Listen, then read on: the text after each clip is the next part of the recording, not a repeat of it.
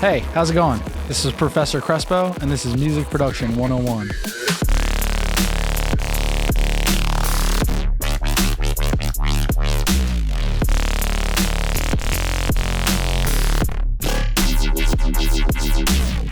Hey guys, welcome to week 2. This week's all about audio. We're going to get into audio effects, mixing, recording, rendering, stretching, all the fun stuff you can do with audio, and maybe even record some instruments. So let's get to it.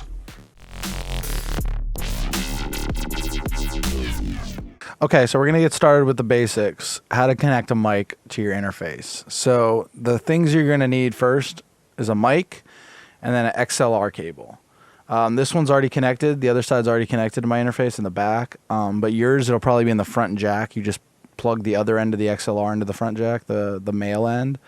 And then with the female end, you're just going to plug it in like that. Just like that. And now you have a mic. We'll go to the computer for the next portion here. Okay, so we got our mic connected now. The next thing we need to do is create an audio track. So we're going to do that with Command T. Command T does audio track. And now you just need to find what channel your mic is in. So yours will probably be in 1 or 2. Mine's going to be in 9. It's just the way I have it routed. But now we are able to talk through the mic, and we'll see. You'll start getting level. Here, let me change views. So I'm going to go, this is the arrangement view. Super great for arranging stuff. And then if you want a better like kind of mix window, the session view is better for the mix window. So you just hit this button right here. And this is arrangement, this is session. So here you can see this is our mic level right here in the bottom. So this is a pretty good level to have. Right around like 24, 18. You want it kind of peaking around there. You don't want to like pass the 12 here, because then you're kind of getting in the realm of clipping. And what that is it's when the audio goes over, it's like the gain on the audio is too high for your interface to handle. And basically what will happen is you get really loud like kind of pops and kind of crackles and stuff whenever that happens. So it's better to record low here around this like 24, 12 kind of area, not past the 12.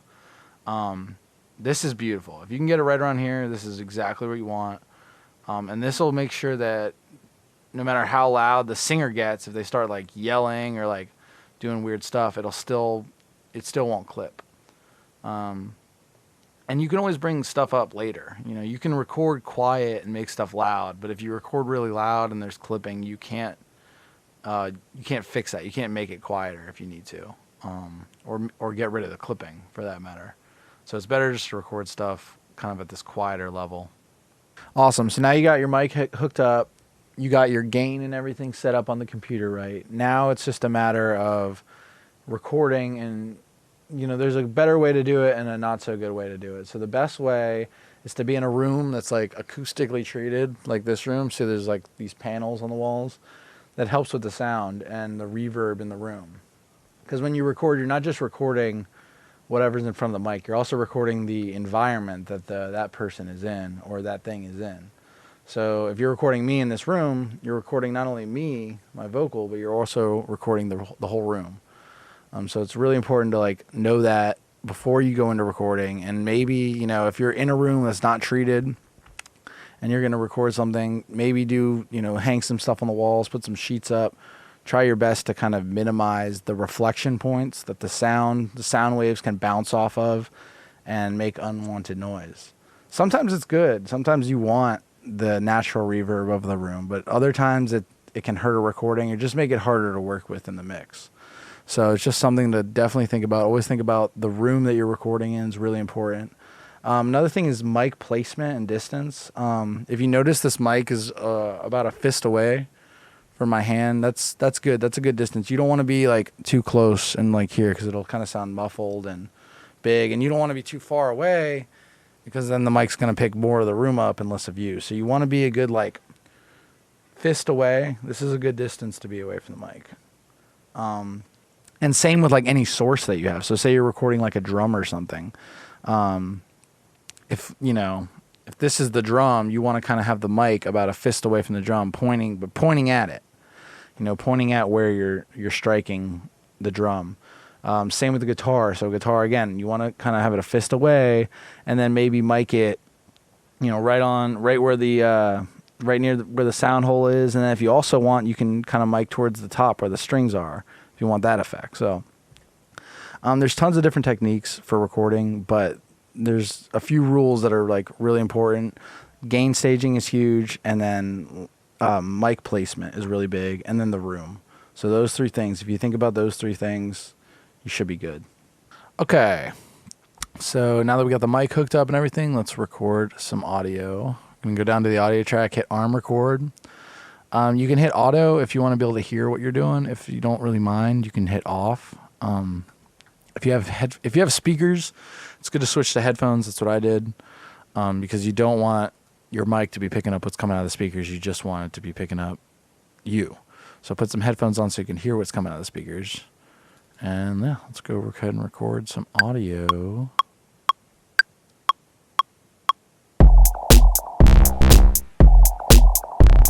Yeah.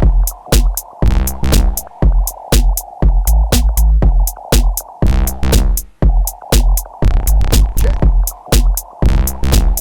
We're making music. Okay. All right, cool. So we got our audio. And notice it's pretty quiet compared to like some of this other stuff. We can just turn it up with the gain right here. Yeah. Yeah. So there we go. Now we got some audio, like pretty decent levels. Okay. We're making music. Beautiful. Cool. So we got that. Let's get into the audio effects now. So we went over the instruments last time. Now we're going to go over these audio effects. And the first thing I like to go over is EQ. EQ is crazy huge. Oh, wow. I have all this other stuff on here still. Okay. Let's take all this off. Mute that. Okay. So here we go. Yeah. So notice right away, like in this vocal, there's all this like rumble. Yeah. Remember how I was telling you guys last time how you want to leave this section for your bass? So this is all stuff we can get rid of. Okay. We're making music. Also, it's important to get rid of that stuff because the next things we want to do, we don't want, like when we get into compression and saturation and reverb, all that stuff, we don't want it to pick up that. We want it to just pick up the vocal again. So we're trying to just clean up everything we don't need. Let's clean it up. So we're going to take out everything below 100. It's not going to affect the vocal at all. You'll hear it. We're making music. You can't tell the difference between that. We're making music. And that. It's the same. So we're making music. We're not losing anything. Sometimes in this, you'll be like, oh, I'm losing this. And it becomes a decision of like, what's more important? But in this case, it's like you can take that out and not lose anything. So it's great. So you should always do that. We're making music. So the next thing I'm noticing is a little bit of mud in the like mud area, which is around anywhere from like 2 to like 400 or 500. This kind of area here, before it gets kind of the higher end. This is where it's like the body of pretty much every instrument. So like everything's going to be in this area. This bass, if you look at the bass on the EQ, I didn't put an EQ on here, but if you look at the bass on the EQ, we're making music. It's got stuff all up in that, right? If you look at this on the EQ, we're making music. It's got stuff all. Oh, I need to cut that. But even when I make my cut, it's still got stuff in there. So like, that's a section that you got to be very weary of. Otherwise, your tracks will come out sounding like real muddy, and they'll sound like all like, I don't know how to describe it other than muddy, and just very like round and kind of weird sounding. It'll sound almost, I don't know. It's not a good sound. You'll know it when you hear it. So let's just take out a little bit of that. We're making music, and you hear right away the vocal just sounds nice and like a lot cleaner. So yeah, EQ is great. The filter is really cool too. So you can drop the filter in, and this is basically like just cuts off all the highs. This is a high pass or a low pass filter. So these get confusing. Like people get high pass and low pass confused. But all you got to know is it lets the low stuff through, so it's a low pass. See, all the lows just get through. You can't hear any of the highs now. You just hear the main body of the vocal. See, you can cut it off. You can mess with the resonance and get some weird results. If you want to we'll get into that with sound design. Like resonance plays a big role when it comes to sound design stuff. But yeah, and then you can also switch this filter. You can switch it now. This is low pass, remember, because it's letting the low stuff through, cutting the high stuff out. And then you could switch it and go to high pass. So now it's cutting the lows and letting the highs in. Now you just hear the high of the vocal.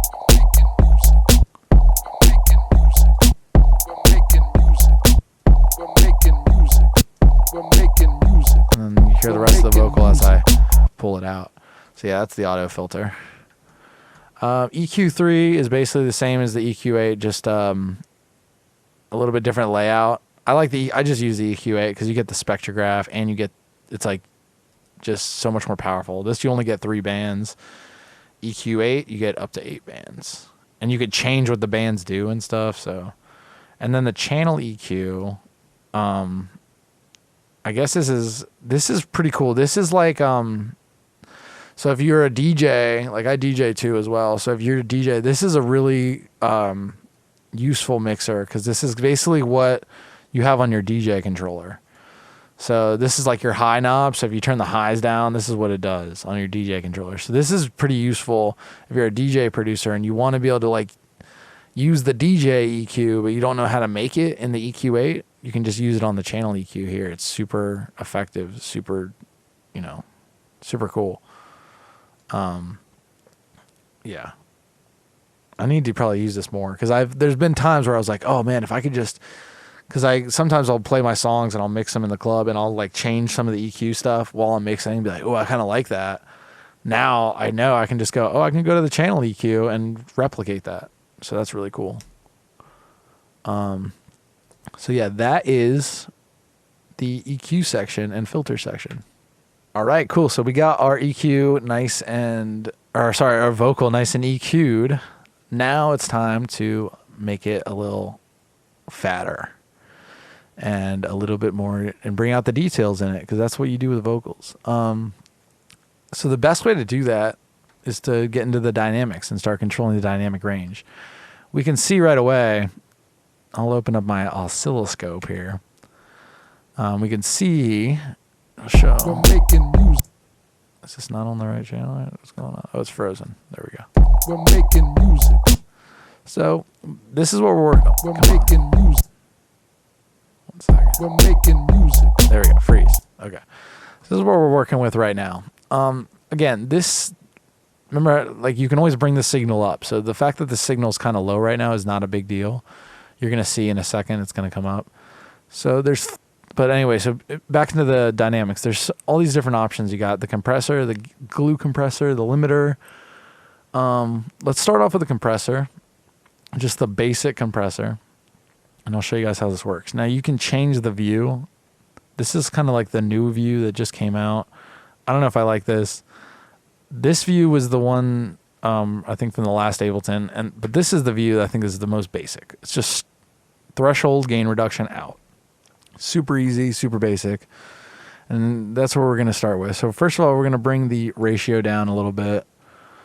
And that's just going to control how hard the compressor is working. But first, let's kind of work with this threshold. Let's see what we got going on here. We're making music. So we want to bring it down a little bit so it starts working. We're making music. All right, now it starts to work. Here we go. We're making music. So you see the gain reduction meter start to go down. That means the compressor's doing stuff. We're making music. We're making music. Cool, I like that. And then so the main thing you gotta remember with compression is a lot of these compressors, they don't auto. Some of them do auto makeup gain, some of them don't. This one does it. You just have to click this button here, and now it automatically does the makeup gain for you. We're making music. And see, boom, we have a much louder signal right away. Because we're doing all this, compression here. We're making music. So it's adding music. That back into the signal. We're making music. We're making music. And we can change the attack and the release if we want. So the attack is just basically when the compressor starts working. So right now it's working after a millisecond. So once the thing crosses the threshold here, a millisecond later, you're going to see gain reduction. We're making music. And then the release is just how long it takes the compressor to release. After it starts clamping down the signal and bringing the signal down, how long does it take till it lets go once the signal goes back below the threshold? And you can just use the auto function here on this one, which is cool. So we're using auto gain, auto release, so you don't even have to touch it. It does it automatically. We're making music. It sounds pretty good. So we're making music. And you notice we're making music. The compressor really right now it's adding a lot of gain we're making music to this signal because it's such a low signal. So maybe we don't want to do that. Maybe we want here we go. So we got to click on the actual clip. Maybe we want less gain from the actual signal. So let's turn this up here, like 18 maybe. I just don't want it to clip. So let's see how that sounds. We're making music. So that's better. Okay. We're making music. We're making music. We're making music. Cool. We're making music. So you can see there's a big difference in the signal just from the makeup gain alone, but also it's bringing this peak closer to the body of it, and it's also bringing these peaks down a little bit. It might be kind of hard to see just because it's such a difference. We're making music. It's kind of not this example isn't as good. We're making music, but you can still see these peaks are much higher when I turn the compressor off than they are now. Even though the signal's a lot quieter, the peaks themselves, the difference between the top end here of this peak and the body here, there's a bigger difference. This body's a lot quieter and the peak is a lot louder. So that's what you got to think about with compression. It's going to bring your peaks down and while bringing the overall signal up.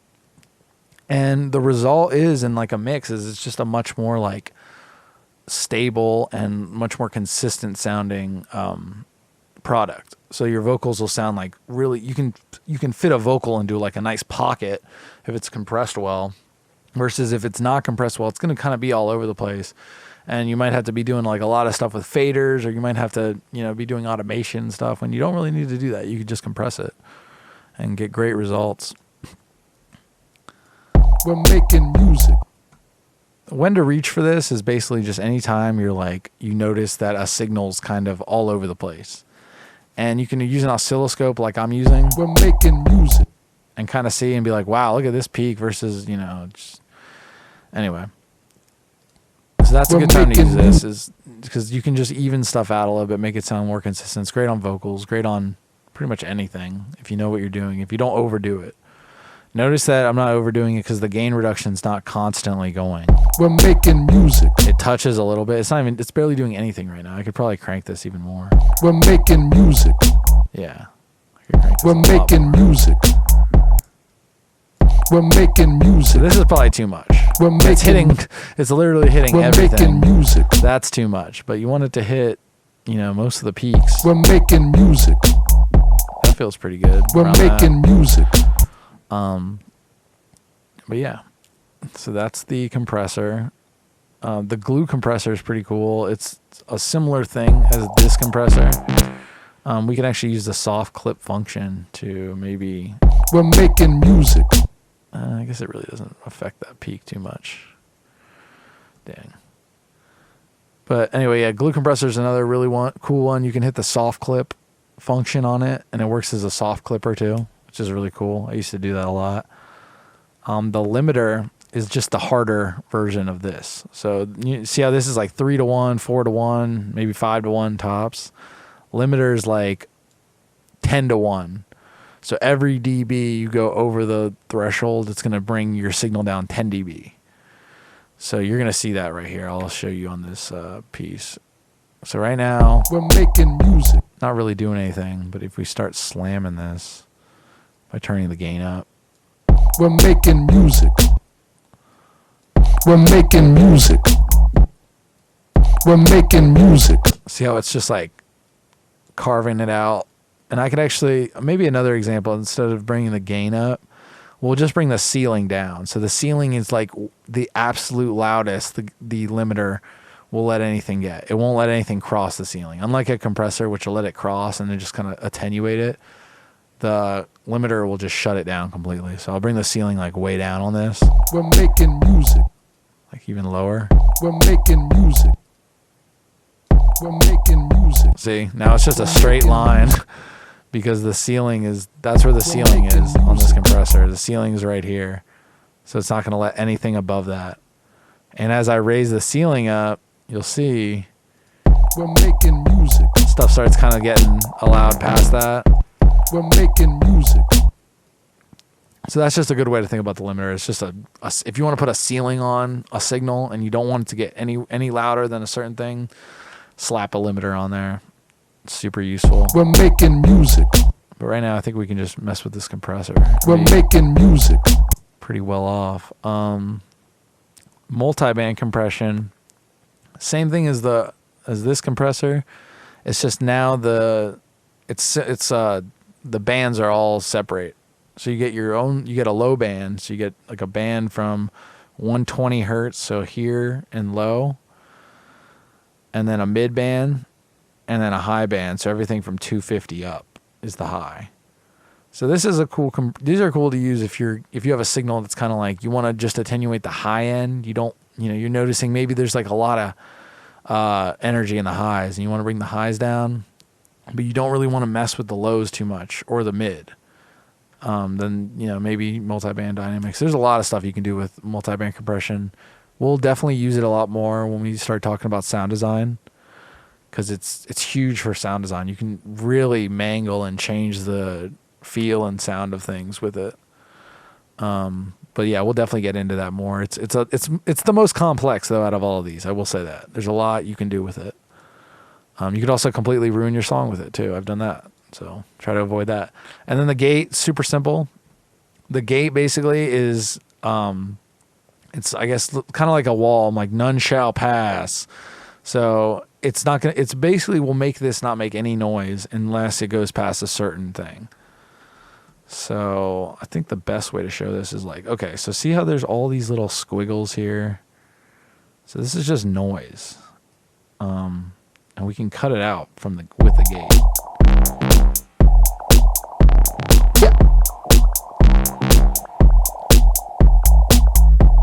So the threshold here is this blue line, and you can even see on this gate. It's really cool where we're making music.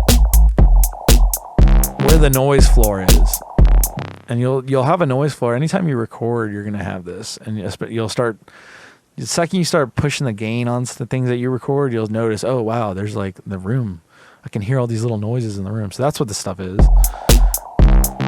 But you'll see the signal. There's no signal here at all until the signal's loud enough to go past the gate. And then once it goes through the gate, then you hear it. But you won't hear anything below the gate. So this is useful. I've used this on drums before. Useful on guitars too, because guitars, amps generate a lot of noise. So something you can do to counteract that is you just throw a gate on there, and then now the amp, you're only going to hear the guitar when it's being played. You can kind of set it right above the noise floor, and then it won't make any noise, and then boom, the guitar gets hit. You hear that, all that fat gain and everything, but then as soon as like it dies out, it's gone, and there's no signal. So it's a good way to, versus if you didn't have this, even when you weren't playing the guitar, you'd hear like the amp fuzz or the amp noise. It can get annoying. So it's just another way to clean stuff up. Great on drums too. If you're using like a drum kit and there's like toms, and the toms are only hit like once during the chorus or once at the end of every measure or something, you can just throw a gate on there, and then all the rest of the sound from the drums that the mics are picking up will be silenced until the tom gets hit. And then after the tom decays away, it'll be gone. So good way to clean stuff up. I guess we will keep it on here because it did clean it up a little bit. I didn't have to make any cuts. Yeah. If I did want to make a cut, it's important to cut along the zero crossing, which all that is where the line here kind of meets the 0 point. It's kind of hard to see on Ableton. But you can kind of just see where it's flat, essentially. So you'll see there's like all these little hills here. This is not, so I wouldn't want to cut like down here. I wouldn't want to cut at this, like, you know, this little trough. I wouldn't want to cut up here. I'd want to cut somewhere around, around this area where it's sort of in the middle. So right here. If you need to make a cut. We don't need to make any cuts. Everything's fine on this one. The last example we had to make a cut, so I just figured I'd show you guys because we're not going to use that example anymore. Yeah. So now you got the gate, you got all the compressors. We kind of went over the glue compressor. But yeah, so that's the dynamics section. All right. So we got it, went over the EQs, went over the dynamics. Let's get into the driving color. Let's talk about saturation. So the saturator down here, we talked about this a little bit in the last video, but it adds harmonics. So for a vocal, that means we're making music. You can make it a little like harsher. You can make it, you know, we're making music. Sound blown out if you want. We're making music. Or you can just, you know, to put it in there lightly. We're making music. To kind of add a little bit more 3D, add a little bit more harmonic to the vocal. We're making music. We're making music. It's a little bit louder too, so a little bit more detail. There's all these different modes you can use. So I use analog clip a lot, but Signfold is cool sometimes, Wave Shaper, there's all kinds. So just feel free to explore that. It also works as a soft clipper, so you don't even need to have any drive. You can just have the soft clip on, similar to the glue compressor, and just, you know, use it as a soft clipper. The bass down here, this is cool. So you can actually choose where the saturation like takes place. So right now it's zeroed out, so it's over the whole signal. But say you like move it up, then it's only going to saturate we're making music, the higher end stuff more. And then if you go the other way, we're making music, saturates the lower stuff more. This isn't necessarily the best example, but if you crank it, we're making music. We're making music. So that's a better example. So yeah, mess with that a little bit. That's good. Like if you're using a bass, you're saturating a bass and you're like noticing that the saturation is doing a lot of the low, and you don't necessarily want that. You just want the high end saturated. Then you can kind of crank that up a little bit. So that's the saturator. Next up, let's mess with the amp. So this is another one that we talked about a little bit in the last video. So that's why I chose to do these two first. So the amp is basically just kind of color. It adds color to the signal. We're making music. You can make it all, you know, there's all different kinds of amps. This is a clean amp. We're making music. We're making music. Boost. We're making music. Some rock, so you get a little bit more we're making music. Distortion there. A lot of distortion on the lead one. We're making music. You know, just a bunch of different flavors. We're making music. The bass one's actually kind of the cleanest one. But then, so you don't have to, like, say you like, okay, I kind of like the rock one, but geez, that's a lot. You can turn it down, turn down the dry wet on all of these. Pretty much all these plugins have dry wet, except for the gate. But, so like we can just use like maybe 10% of that. We're making music. We're making music. We're making music. 10%, look, I mean, that does a lot. Like, we're making music. Really changes it. We're making music. And you don't need to use like that much of it. We're making music. We're making music. I kind of like that, like around 5%, maybe even less. We're making music. Kind of just fills it out a little We're making music. So yeah, that's, you know, that's the amp. The amp's super, super useful. Definitely check it out. I think I went over this before, but you can even change like the pitch too of the sample. We're making music. We're making music. Sometimes you get weird results, so there's some weirdness at the end, but we're making music. Just something you can do here in the sample. So yeah, that's it for the amp, and a little bit more stuff on the sample stuff. All right, so that's the amp. We're making music. Pretty cool. The cabinet's pretty cool. I can go over this really fast. Cabinet just basically makes your sound sound like it's coming out of like a speaker. We're making music. So maybe this isn't necessarily the best thing to put it on, but yeah, you can put it on like the master. We're making music. That's really obvious. We're making music. So this is cool. Sometimes we'll use this for like intros and stuff. So like something like this.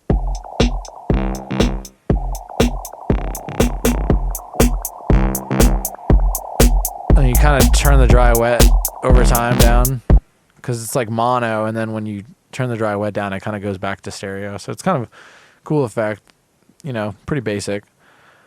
Drum bus is pretty cool. Throw it on the drums here. Let's make a group. So this is another thing you can do. Command G makes a group, and then you can affect all the things in the group together. So the drum bus is just cool. You throw it on your drums, and then all of a sudden you can add some drive, crunch. You can affect the transients. You want more boom in your drums. More of that boom that I was saying to get rid of. Anyway, yeah, so there's all kinds of stuff here. You can affect whether it's hard, medium, or soft clipping. You can turn a compressor on. It's a transient designer as well. You can mess with the transients, mess with the decay. Yeah.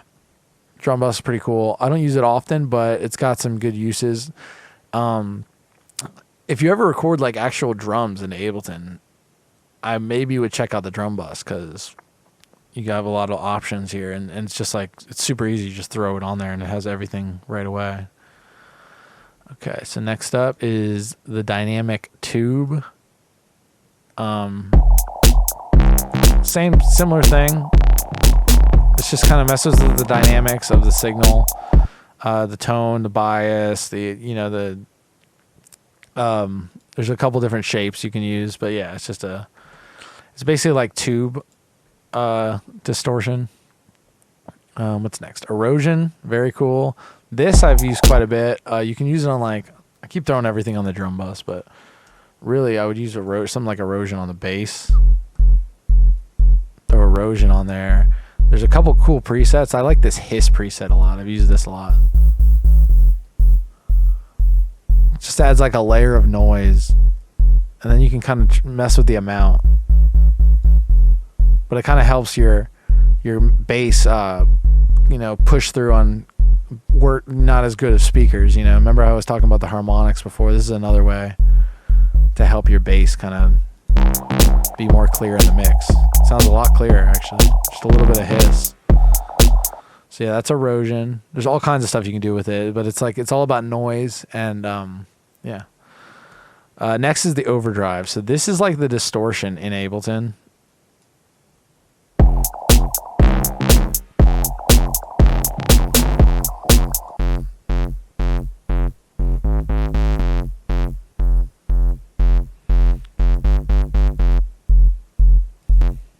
So yeah, a little bit goes a long way. And then you can also change like where it's mostly affecting. Up here, whole signal. This is kind of a cool effect to use to just kind of like bringing the distortion to just like a really small like band and then moving it around.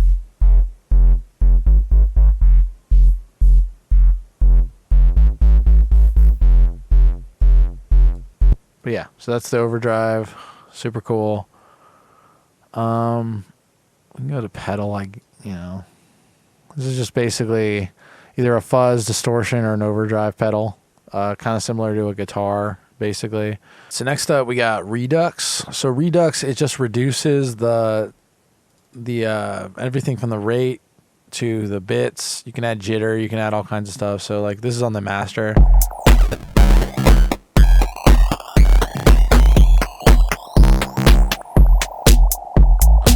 Or you change the bit.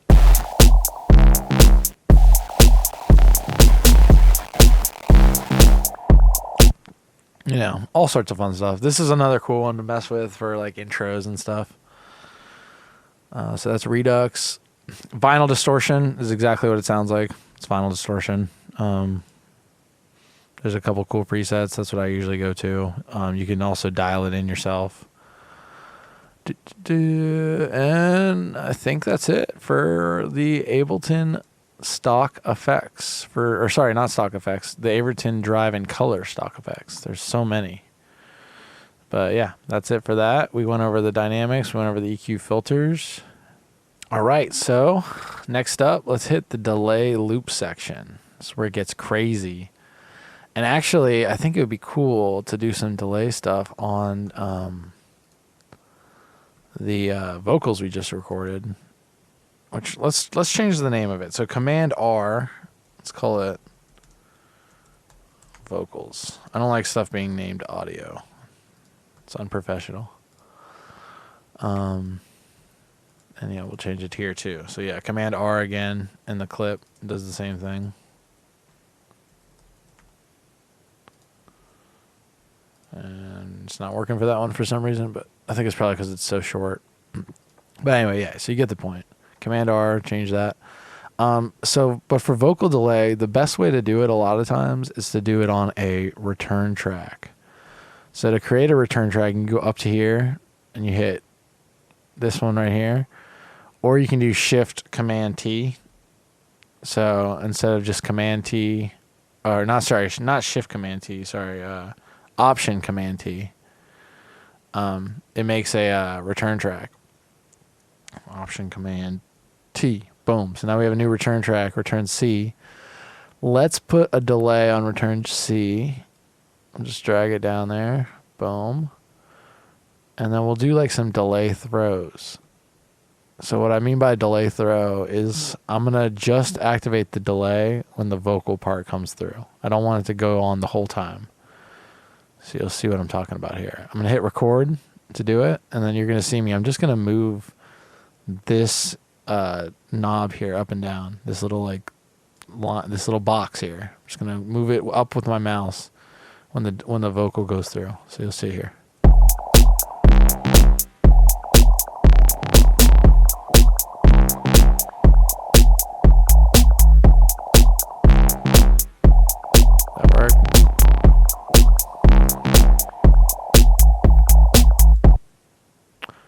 I have the vocal off, so that would probably helps if I turn that on. That's a good blooper right there. That we can keep in. Yeah. So there we go. So now, so if we want to see the lines I just made, all I had to do is hit A on my keyboard, and then it's not showing up right away. That's okay. You just go to this section here, and you scroll down, and you see there's a little red mark. So that's a good way to find it. If you're like, I can't find where it's at. Look at, I have all these things open. If you look for the red mark, that'll tell you where there's automation. And that's what I just did. This is automation. So all I'm doing is automating, which means all I'm doing is changing the signal automatically, so I don't have to do it every time, of this send. And all this is just sending volume. So when it says negative infinity, that means it's sending nothing. But if you see right here, now it's sending 0. So that means the fader's all the way up. So that's the max volume you can send to the send track. Yeah. And it's, so that basically means is now this, whatever's in this track is being sent to this return track, which is now has a delay on it. If I take the delay off, this is just going to be louder. Yeah. Because it's just getting pushed up with volume. But the point of these kind of tracks is you add effects on them. So this one's got delay. Notice this one here has reverb on it. So we can do that too. We can add some reverb. Yeah.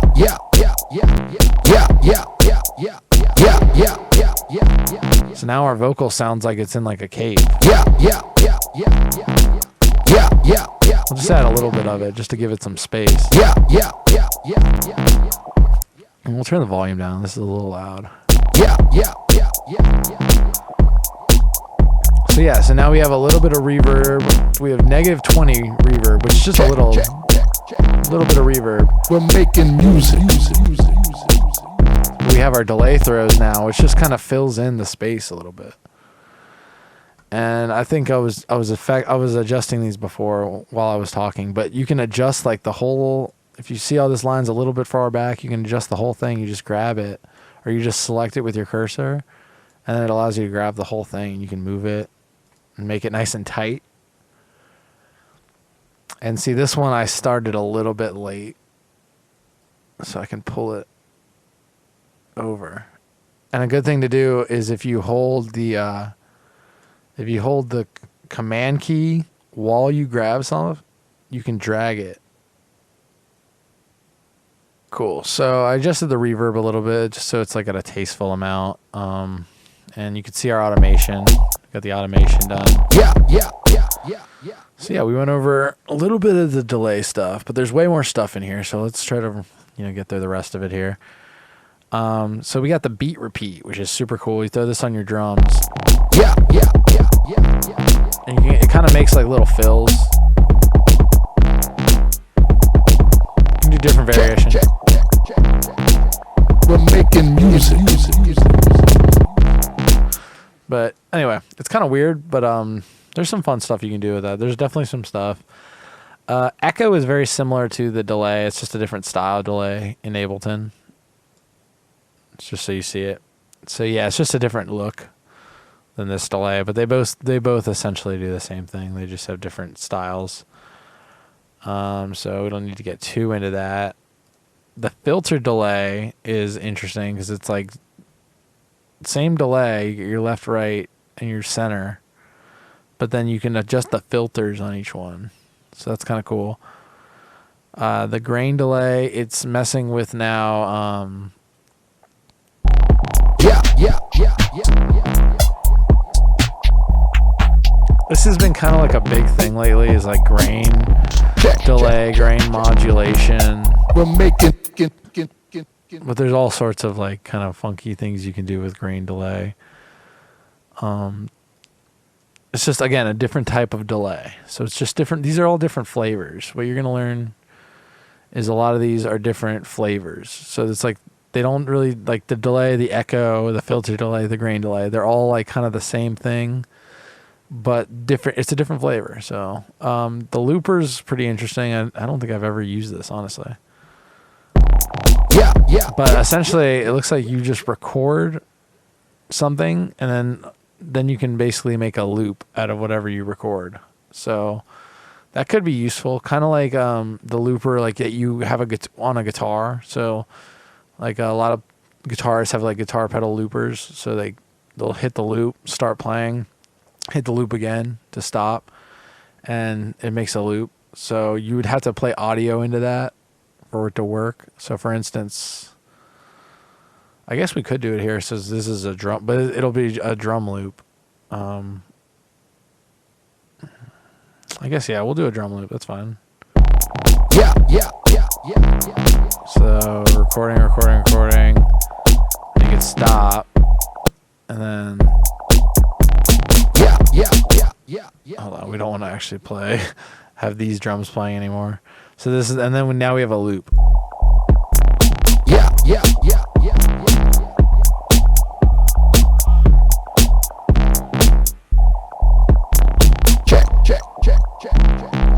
I don't know. It was a little weird, but maybe it wasn't the best example to use that on. But if you're a guitar player, or maybe even a singer or something, I don't know, you could find a cool use for the loop. And then the spectral time, this is another one of the delays, actually. It doesn't say delay, but it works like a delay. Yeah.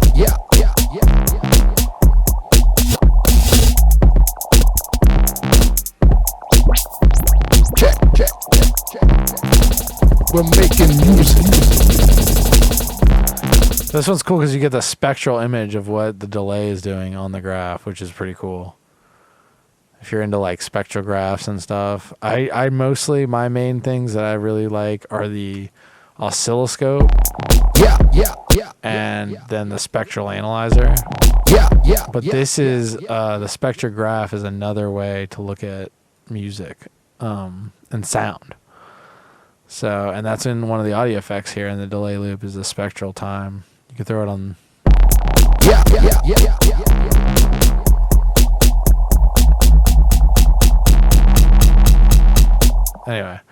Yeah, you can definitely do some weird stuff with that. So yeah, that's the delay and loop section. So we did delay, we did drive, we did dynamic EQ. Let's mess with the pitch now of our little vocal here. So the pitch and modulation, there's all kinds of stuff you can do. The auto pan is pretty cool. Maybe we could put that actually on this thing. So the auto pan, it just pans the signal. So we have this thing. So now it kind of goes back and forth. And you can change how fast it happens. Or how slow it happens.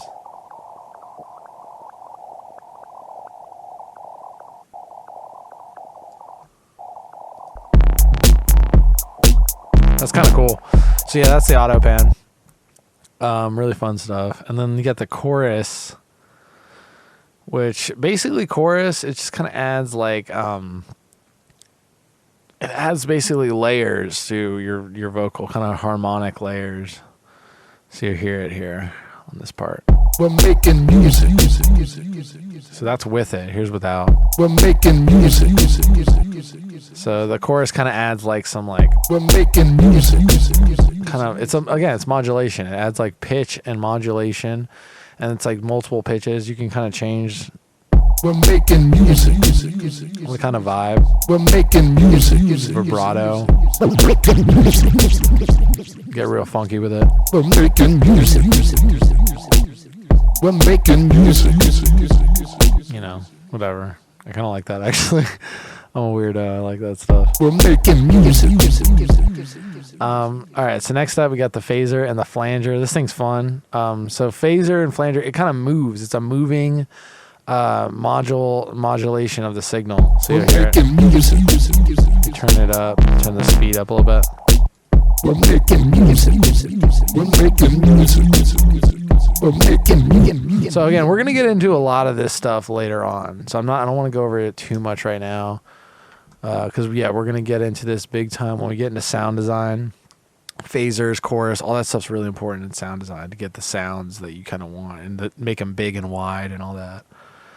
The shifter's pretty cool. We're making It's kind of similar to if you're a DJ on the DJ knob, how you can turn the pitch knob. So it's just a pitch shifter essentially. We're making music. But this one you have way more options than the DJ. The DJ one, it's literally just this knob. But this one you can do like a fine knob. You just want to do like a little We're bit. making music. We're making music. We're making music. This wide button's cool. We're making music. If you want to We're spread. making music. The shifter's really cool. The shifter's got a lot of uses. I use this quite a bit. So yeah, definitely look into that one. We're making music. We're making music. We're making music. Kind of like that. Maybe a little. Turn it down a little bit more. We're making music. So we went over the pitch section. Now we're on to the reverb and resonance section. So we already went over the basic reverb right here. It's got all different stuff. You can change the time and stuff down here. You can choose to cut out the lows or the highs up here if you want. The basic, just the one that it starts off on, is really good. I use it a lot. I'm using it right now. We're making music. That sounded cool.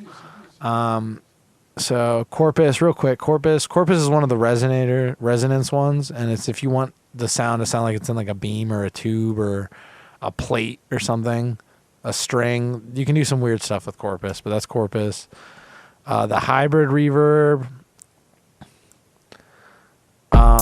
This one you can actually use a like an impulse. You can drop your own impulse in, or you can just use one of the many that they have.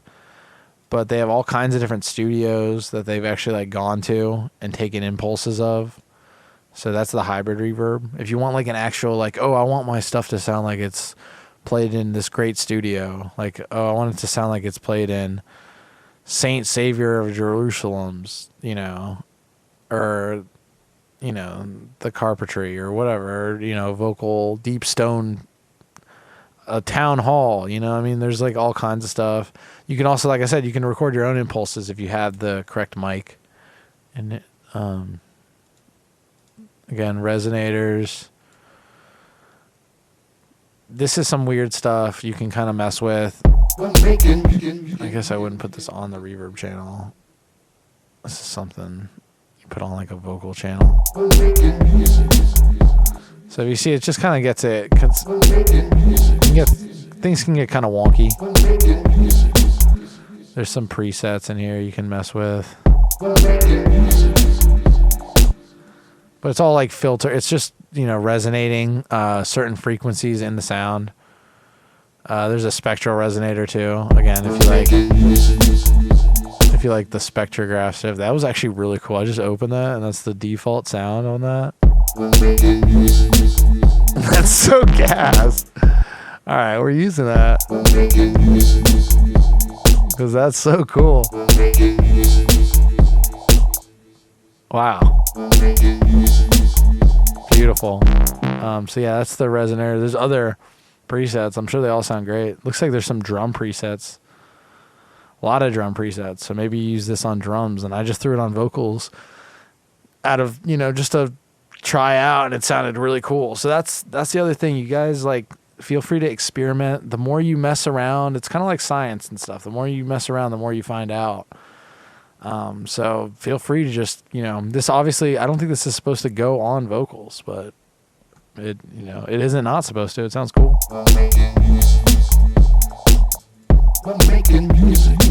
I mean, I completely changed the sound of that, and it sounds great.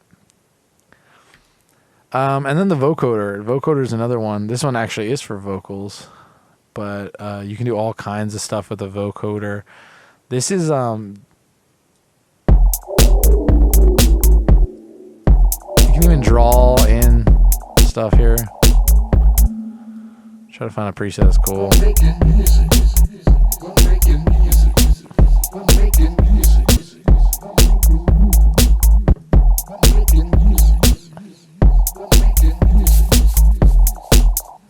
But anyway, yeah, that's the vocoder. There's all kinds of stuff you can do. Essentially, it just messes with the harmonics of the vocals. Same with the spectral resonators. Same with all these resonators. They mess with the harmonics. And then the reverbs are just, it's just a room. So that's the reverb. That's the resonance. So next up, down the list, we got the utilities. So there's all kinds of useful stuff in here. A lot of them do different things. One of my favorites is the audio effect rack. You can create like all kinds of just really cool effect racks, and at just like this. Basically, what your assignment is this week is to create something like this, an effect rack, to record something and then create an effect rack. So like maybe I make this a huge effect rack here, and I really like it, and I'm like, oh man, I want to use this again.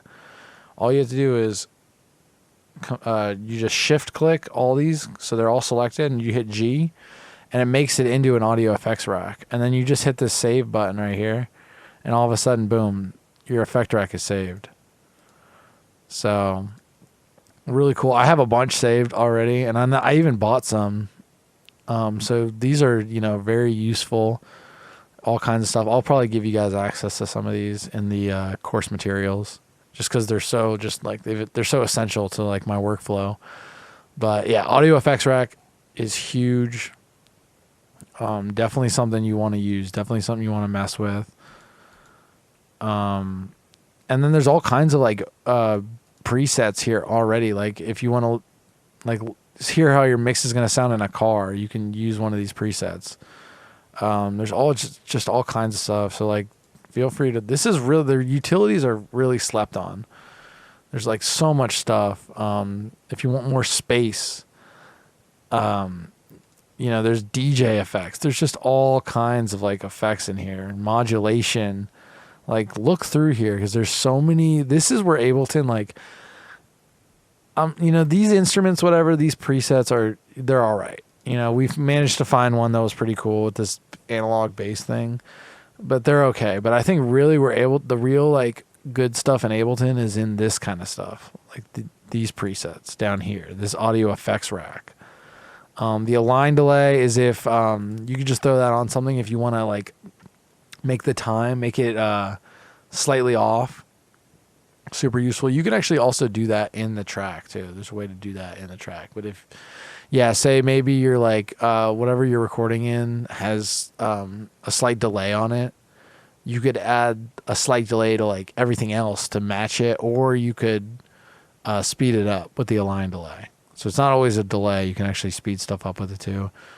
External audio effects. I've never used this one per se. But yeah, so if you want to hook up your own audio effects, so like if you have your outboard compressor or something, you could hook it up through there. Spectrograph, super useful. It's kind of similar to the Vox Ango. This is a third-party one you can get. This is also free. This is in the list of recommended plugins I'm going to give you guys. But then there's this one. This is the Ableton version, just as good. I think it's easier for me to read this one personally than this one, but they do the same thing. Different flavors again. Tuner, if you're a guitar player, this will help you tune up. Then the utility plugin, there's all kinds of stuff you can do with this, but one of the big ones is you can change the width of something. So if it's like you want to make something wider, you can turn it up. If you want to make something mono, you can turn it all the way down, or you can just hit the mono button. Also, bass mono is cool. So this does a cut wherever this is. So right now it says 120 hertz. So that means everything below 120 hertz will be mono. You can change the panning of stuff. You can also add or take away gain. You can flip. That's kind of cool. Stereo signal if you want. I've done that a bunch of times on songs. Like say you have an effect that happens, but you don't want it to like always happen the same way. You want it, then you can flip the stereo signal. And it'll happen one way the first time, and then the second time you can flip it and make it opposite. So yeah, tons of stuff you can do in the utility. Super useful. And then I think I went over everything. The modulators are cool, but you don't really need those for your assignment, so we're not going to get too into that. Maybe later on the course. But yeah, I think that's pretty much everything you need to know to record some audio, and then make your own effects chain. And then I just want you guys to tell me why you used all the effects. And you should have all these effects. Again, in the course materials, I'll tell you guys, if you guys want to get the oscilloscope, it's pretty cool. That might help you. And the spectrograph, both of those will be in the course materials. If you guys want to download those, they're super useful. I use them on every mix. So they're very useful to me. All right, so now you know about all the fun audio effects in Ableton. So what if you want to record something like in the box, meaning like in your computer? Like I say, I want to record these vocals. So I don't like how this sounds over here. Or this one. Maybe that one's cooler, but I basically just want to record this part. So what I can do, I just make a new audio track with Command T, like I always show you guys. And you just hit this, resampling. Now I'm going to solo this, and then we're going to go here, and we're going to hit record, and then we're going to hit play, and then record.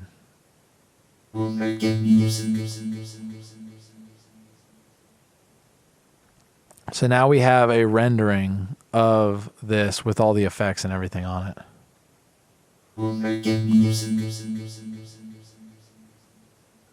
It's even got the delay and stuff. So that's the cool thing about using resampling. Another way to route it is I could have just went 8 vocals, but then it would have just been a dry signal, whatever's on here. Whatever, but it would have recorded all of this. So it would have recorded my effects rack, but then it wouldn't have recorded my sends. So that's the good thing about the resample. If you do have like sends and stuff that you want to record, it's better to do it that way. And then now I don't need this track on here. I'm just going to hit the 0 key, and it's going to mute that. So you just hit 0, it unmutes and mutes stuff. And I'm going to go back into the vocals. I'm just going to turn the Spectra thing off because I don't want it to happen for this stuff. This part. Yeah. So cool. All right. Now we know how to do some like cool like resampling. What else can we do with this audio now that it's like resampled? You can warp. The cool thing in Ableton, you can like warp stuff really easily. So you just hit, gonna know there. You can hit this, hit warp, and it's gonna unlock this BPM. You might have to double click it, and then once you do that, you can actually like really stretch this out. You see as it stretches. So here, let me fix this real quick. Before I do this, it's good to like crop the audio as much as you can before you do it. That way it doesn't just crop like extra audio. So let's crop that with, I'm just right clicking on my mouse to bring up this, and then you just hit crop clip. So then let's make it longer.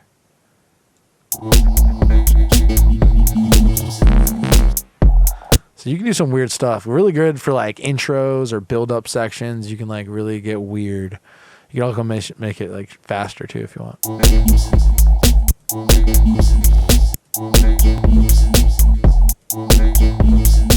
So yeah, tons of different options once you record stuff to audio. So that's another reason to do it if you weren't sure before, like, why is he recording this to audio? That's another way to do it. And another reason is because you can reverse stuff. So I can actually right-click and then hit this and reverse, or just hit R, and it reverses. So either right-click and do it, or just hit R, and then you get this. So that's kind of cool. So maybe I want to keep this, and I can always duplicate this. I'm just going to call this RoboVox.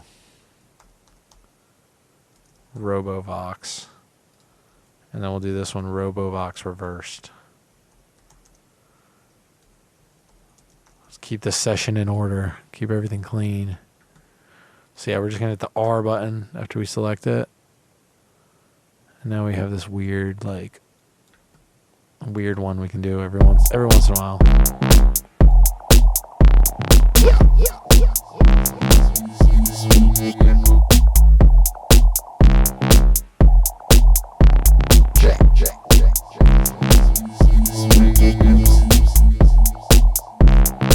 So yeah, we don't want it to happen at the same time, so we'll just crop it right before that happens.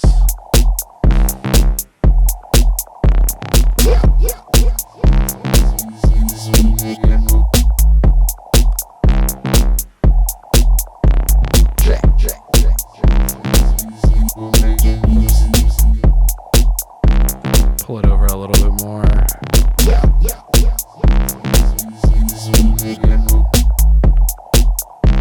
Some delay.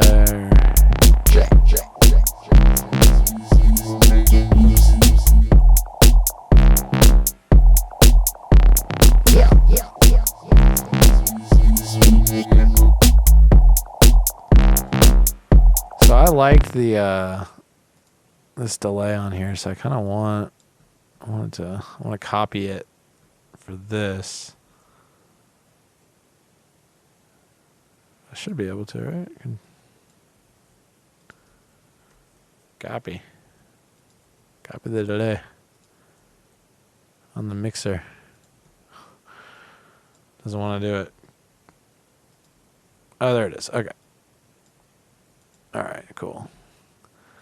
I'll just pull it back a little bit. There we go.